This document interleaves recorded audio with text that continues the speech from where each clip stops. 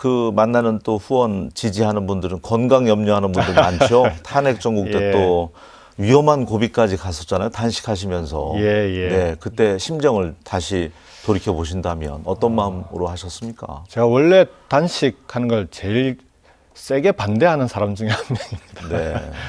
그러니까 학생 운동할 때 구속되면 이제 교도소 안에서 민주화 투쟁할 때 함께 단식하고 그때도 반대하면서 이제 하게 되면 같이 할 수밖에 없는 그때 단식한 이후로는 사회에서 단식을 해본 적이 없어요. 오히려 한다고 하면 말리는 스타일이었는데 이번에는 윤석열이 구속돼 있을 때는 국민들이 그래도 안심이 됐는데 갑자기 풀려났어요. 그것도 아무리 봐도 이게 이해가 되지 않는 검찰이 적시 항고도 하지 않고 법원도 석연찮은 이유로 풀어주고 윤석열 대통령이 풀려났는데 시민사회 단체들이 강화문에서 이제 단식을 시작을 하신 거예요. 그날 바로. 그래서 우리 민주당과 함께 할 수 있는 투쟁을 이제 우리도 빨리 뭔가를 해야 되겠다라고 했는데 민주당은 국회에서 농성을 시작을 했고 근데 국회에서는 이제 의원들 중심으로 하니까 그쪽에 제가 합류할 수는 없잖아요. 현역 의원이니까. 그래서 그러면 강화문에서 단식하고 계시는 시민사회 단체 대표들하고 단식 투쟁이라도 지금은 동참해야 되겠다. 단식이라는 게 꼭 바람직한 투쟁 방식은 아니지만 지금은 그렇게라도 해서 강화문에 국민들과 함께 헌법재판소가 올바른 판결을 내릴 수 있도록 지켜내지 않으면 안 되겠다. 되게 절박한 심정이었고요. 그래서 단식을 시작했는데 다행히 민주당에서 바로 그 다음 날부터 강화문을 함께 다 나와서 결합하고 또 함께 단식하는 의원님들도 계시고 하면서 정말 강화문이 이번 탄핵 투쟁에서 마지막에 불꽃을 태우는 그런 광장이 됐었습니다. 하나의 또 커다란 외침을 그렇게 실행함으로써 보여주셨는데 지금 건강 괜찮으십니까? 많이 좋아지긴 했는데요. 이게 뭐 단식 기간이 아무래도 14일간 단식을 해서 완전히 회복된 건 아니고요. 그래도 뭐 지금 활동하는 데는 큰 무리는 없습니다. 다행입니다. 경남도지사를 아주 잘하셨잖아요. 생활정치 또 구현하시면서 유능한 행정가로서 열심히 별명도 한다고는 했습니다. 얻으셨는데 서울 수도권 빼고는 인구가 줄고 있지 않습니까? 맞습니다. 부산도 줄고 있다고 하고 전북 역시 뭐 작은 군 단위 같은 경우는 지방 소멸 위기인데 메가시티 공약에 넣으셨더라고요.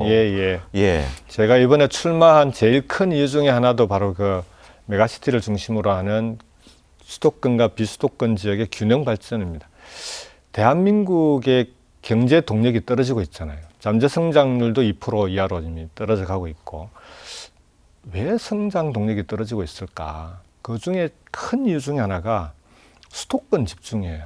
기업들도 다 수도권으로 몰려가고 사람도 몰려가고 자본 돈도 몰려가고 자 그렇게 해서 수도권으로 대한민국의 절반 이상의 사람들이 지금 몰려서 사는데 지금도 몰려가고 있는데 그러면 수도권이라도 계속 경쟁력이 높아져야 되잖아요. 근데 실상을 들여다보면 수도권도 경쟁력이 떨어지고 있습니다. 첫 번째가 수도권의 그 교통 혼잡 비용, 교통 혼잡으로 인한 손실 비용이 한 해 어느 정도 되는지 아십니까? 글쎄요. 39조 원이 넘습니다. 경상남도 1년 예산이 10조 원 조금 넘거든요.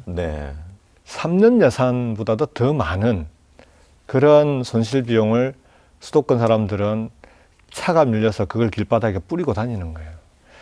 그 다음에 사람들이 몰려가니 부동산 값은 당연히 폭등하겠죠. 그걸 이리저리 누르고 정부가 부동산 정책을 세워서 겨우겨우 눌러놓는데 이게 언제 터질지 모르는 시한폭탄인데다가 수도권 집값을 눌러놓으면 그 자본 돈들이 이쪽 저쪽 옮겨 다니면서 이쪽 부동산 이 지역의 부동산 올렸다 저 지역 올렸다 사실 뜻다방 얘기 많이 하지 않습니까? 그러면 결국 그 지역에 살고 있는 사람들만 피해를 입는 거거든요. 그게 우리 대한민국의 부동산의 현실이었는데 이게 다 수도권에 사람도 몰리고 돈도 몰리고 하면서 생긴 부작용이라 부동산 문제 해결을 위해서도 이 수도권 집중 문제를 해결하지 않으면 안 되는 거죠. 수도권에서 운영하는 중소기업 대표분들 얘기를 들어보면 경남에도 이제 이전을 해오신 분이 계시는데 경남에 와서 사업을 해보니까 수도권 서울에서 운영할 때 드는 비용이 경남에서 할 때보다 서너 배 더 든다는 거예요.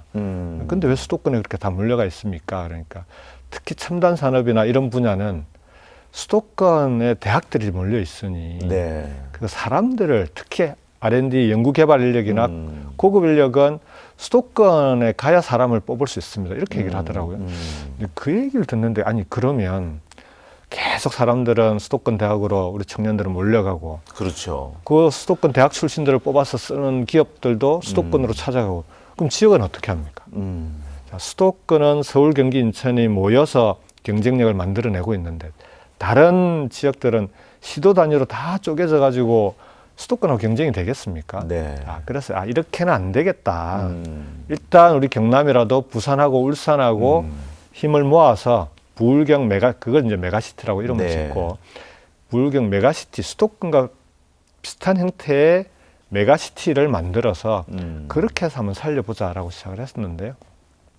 지금은 부울경뿐만 아니라 호남권, 그 다음에 충청권, 대구, 경북까지 다 이제 그런 방향으로 권역 단위로 이제 발전 계획들을 세우고 있고 여기에 전북, 강원, 제주는 특별자치도로 그렇게 이제 전국을 새롭게 재편하지 않으면 네. 수도권 집중 문제를 해결하기 어렵다. 그래서 이번 대선에서 이런 좀 문제 제기를 하고 우리 대한민국의 국가 균형 발전을 전혀 새로운 틀로 바꿔서 추진해 봅시다. 이 얘기를 계속 하고 있습니다. 그러니까 결국